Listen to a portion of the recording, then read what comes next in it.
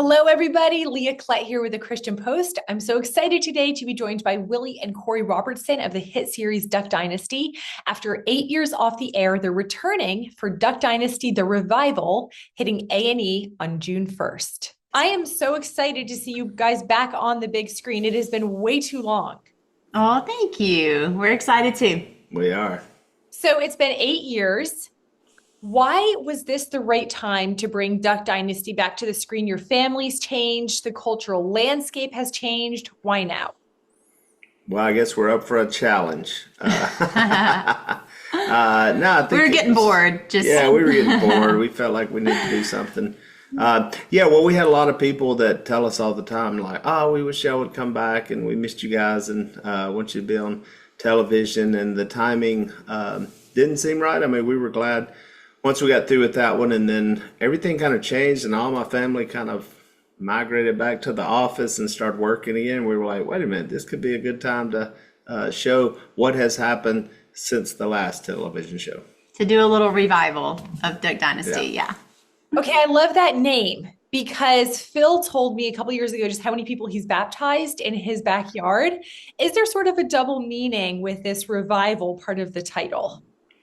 Yes, it has a double meaning to us. We did not even come up with the name. A&E did. We were throwing out all kinds of name ideas. We were originally calling it like the next generation because this is kind of that generational type show where now we're seeing the next generations of Robertsons and what they're going through. And they came up with the name Revival, and we loved it because, of course, it has spiritual connotations, and we hope our country is in revival and would love to be a part of whatever that looks like. So that was really exciting for us when we heard that name.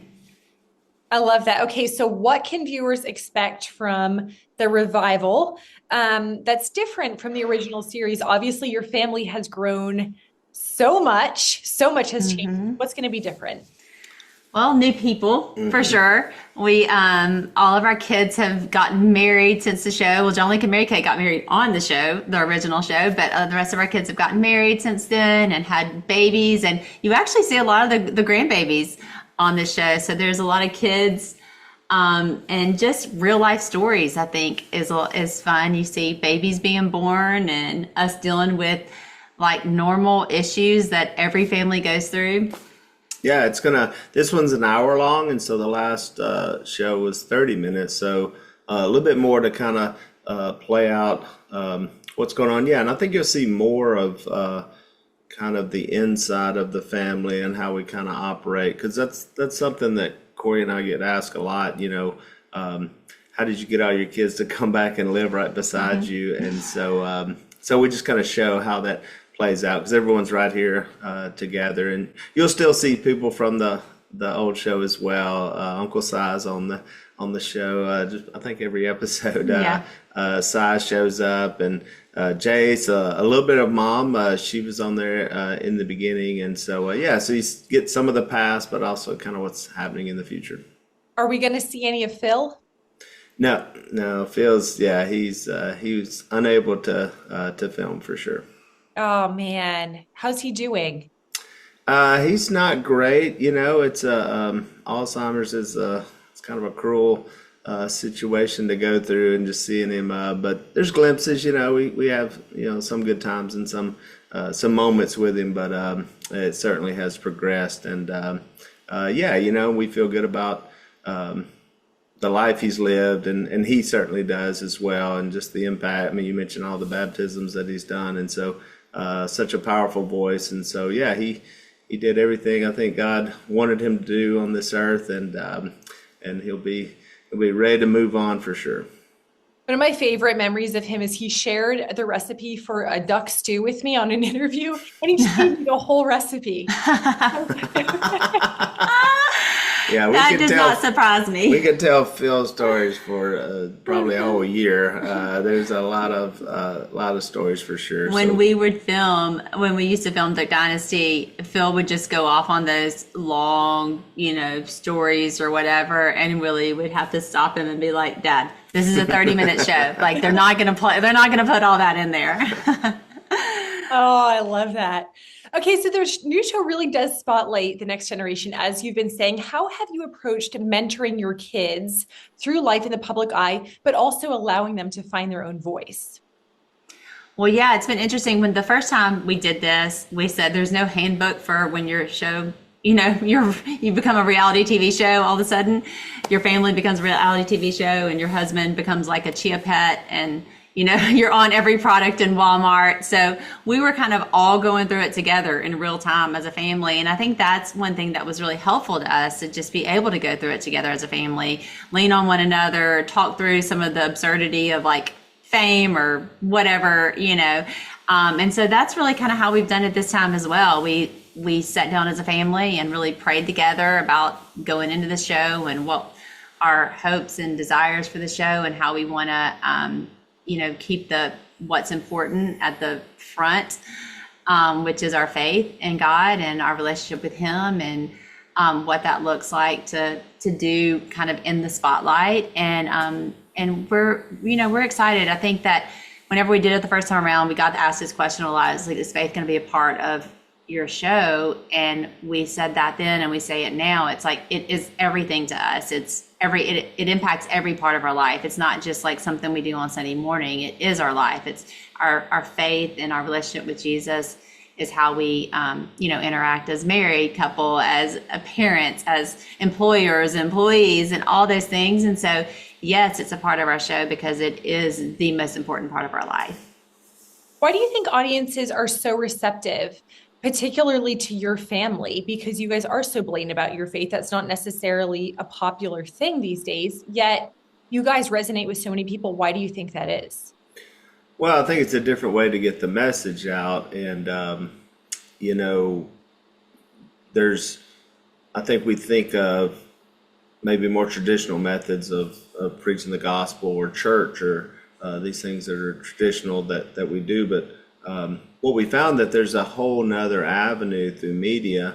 I think we can certainly see that from the other side and from things that are not positive and how they influence culture. And so we found that a show like this can influence culture, can teach just in a different way. It's a different way of learning for people. And then you can actually put your faith out and say, this is how we live our life. This is how we interact with one another. This is how we interact with the world. I mean, even, of all the shows we've done, and we've had film crews, and we've been able to share with them, and they can witness that living in our life. And so it can be in a small way that can go to a big way as well. It sort of reminds me of, it's like the New Testament. I mean, most of the stories are small groups of people, and 2,000 years later, we're still talking about those stories, how it's impacted the greater humanity and culture. And so a show like this, I feel like, can do the same way. It'll get people to thinking, get people to talking, especially right now. As we were talking about mom and dad, as dad's nearing the end of his life, is what we're passing down to our children and then to their children. We can have fun. We can teach them all sorts of things that we like to do growing up. That was part of our way of life. But the main thing is the faith, and it's what's kept us together. It's what brought Phil out of a dark place, like the movie The Blind Show that we put out last year. It's what kept their marriage together. It's what kept my family together. It's what led to us coming here to this town where I met Korie, and we met our spouses, and we have our children. So the faith was so fundamental and crucial to our lives. Without that, there wouldn't be Duck Dynasty. There wouldn't be a company, a business. Our lives would look completely different. So that's why we put it out there. And so once we figured out different ways to say, oh, this is a great way to share the gospel, we did it with the movie The Blind. We've done it with television. And so not that traditional methods aren't great, and they are. We want to be in every space we can to be able to show people the love of Christ, the light that we have, that we can reflect that. And I think television is a great way to do that. And when hopefully we've inspired others to do that, as we've been inspired as well by others who have put that out there in a different way. Yeah. What was it like having cameras back in your house for the first time in almost a decade? Were you excited, or was it just sort of like, all right, here we go again? think a little of both, honestly. Like we had moments where we were like, this is going to be so fun. We're so excited to do this and do this as a family. And then we actually had one family kind of like get together meeting where Willie scared everybody because he went into this coach mode of like, this is going to be hard. You're going to have to go all in. You're going to have to, things are going to change, this kind of thing. And afterward, everyone was like, wait, are we really doing this? But it is, it's not always easy. It is like long days of a lot of people in your house. And, sometimes you're like up late the night before because you had something. And then the film crew shows up early in the morning. You're like, okay, here we go. But I think for the most part, we actually shot a little sizzle to just decide, do we want to do this again and see how it feels? And we did it. The crew came down and we shot it in a couple of days. And after it was over, we were all like, that was fun. We get to be together and what a blessing it is. And that's how we've kind of looked at it the whole way through, is just like, what a gift that we get to like do this together as a family. And we're getting to make really awesome home movies, and we're going to get to see our kids kind of grow up on television in a lot of ways. And those sweet memories like that we have now from filming the first time with Duck Dynasty that we have, and we can look back on and see Phil and Kay and the things that our kids got to learn and experience from them. Now we're getting to do this as we're the grandparents now and getting to have those moments with our grandkids that we're going to kind of forever memorialize on television through this platform of Duck Dynasty. So it feels like a real gift to us that we just get to do this. I love that. Were there any behind the scenes moments that had you guys really laughing and crying? Do any stand out to you? There's a lot. Yes, actually, yesterday or the day before yesterday, I didn't film yesterday. The day before yesterday, we filmed this episode that is, I was like wheeze laughing. I was laughing so hard. And it was Rebecca. And Rebecca is, everyone will find out, she is hilarious and more funny than you probably realize. And she just was having this conversation that I could not stop laughing. So I think it's going to be fun to see like different family members kind of stand out as being, funny and bringing those hilarious moments. One of our family mottos is "Don't take yourself too seriously," and so we all kind of have been able to do that in this show and just have fun with it. And so yeah, I think you'll see different moments from different people. Mm-hmm. I love that. All right. What does carrying on the family legacy mean to you guys as your kids, are leading their own lives and telling their own stories, having their own children? Well, I think they've got to find their way. And Korie and I have never pressured them into really any business, or especially the family business, and just figure out what they want to do. And I think, like, for instance, our life journey, especially mine, was different in that in my 20s, I believe all my kids are in their 20s, I never foresaw myself working at Duck Commander. So I didn't think I would be doing what I'm doing at all. And so it wasn't until I was around 30 that I was like, I think I can come back in the family business. And then Korie and I took it over. So you never know what's going to happen, how you could change, And so what you think at 25 could be totally different at 30 or 35, and so I always keep that in mind with my kids and my little son and daughters-in-laws, that you just never know where life may take you. I think like Phil and Kay and Cy were super interesting in that the show didn't start till they were like 65.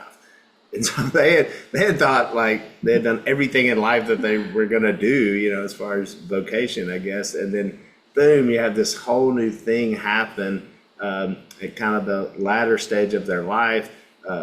They write tons of books. They do podcasts, which, I mean, at 60, Phil probably had never heard of a podcast and what that even was. And then to find himself in there. So you just never know. I mean, life has all sorts of things. And I think God opens up doors. And so you look up and go, wow, this is where we're at. So you never know, especially with our kids being young, and figure out what they're going to do in life. And they've got some opportunities, but it could change. And fortunately, like I said, they're all kind of here, and they are in some type of business around our business as well. And so there's new businesses that have cropped up inside of the Duck Commander building. And the viewers will see a lot of those things that we have going on that have nothing to do with ducks or duck calls, but we're all, offices are beside each other. It's kind of fun how it plays out. Yeah, I love that. Just one more question. I have 4 little kids. They're all under the age of 7. What strikes me about your family is how your kids are walking with the Lord. They're so family oriented. How have you fostered that in your kids from a young age? Well, one of the things I was thinking of as Willie was talking, as you asked that last question, was I think we were more concerned with who our kids were going to be, not like what they were going to be when they grow up, just the type of values that we were instilling in them and the type of people that they are, their character, and how they treat others and how they love the Lord and how they love other people, which is the greatest commandment, love God and love others. And so not as concerned as a parent as like what they were going to be when they grow up or what job they're going to have or whatever. And so I think, part of it is just as parents, when your kids are little like that, the tough thing of a parent is that your kids go by what you do way more than what you say. And so you just have to live it. And they're going to see that in real time in your life. And as you walk out your own faith and your own relationship with the Lord, they're watching that and they're seeing that. And I think that you can just be real with your kids and honest with your kids about your life and about the things that are hard and the things that are good. And keep that communication open with them as they grow, so that whenever they start going through tough times, they'll come to you and know that they can talk to you about it, and you'll be there for them and help them through it. I think those are the things that just create relationships that point to Jesus and that last with your children. That's a great point. Did you just come up with that? Like what you want to be, who you want to be. That's great. I'm gonna teach that soon, and I'm gonna take credit for that. I think I wrote that in our book. Did you? But that's awesome. But that really is, because I do see people who it's all about what their kids, what they want them to do. It's like, I want them to go to college. I want them to be this, and that really is true. Yeah, I've never thought about that like that. But I want to know who they are and who they believe in. I think for Korie and I, we're so fortunate that both sets of our parents, there was no doubt what was most important to both of them. It was their faith, and we saw that play out. Korie's family, through business, like bigger retail business, and through a church camp that we're all involved with. And so just pouring into young people, and saw it there.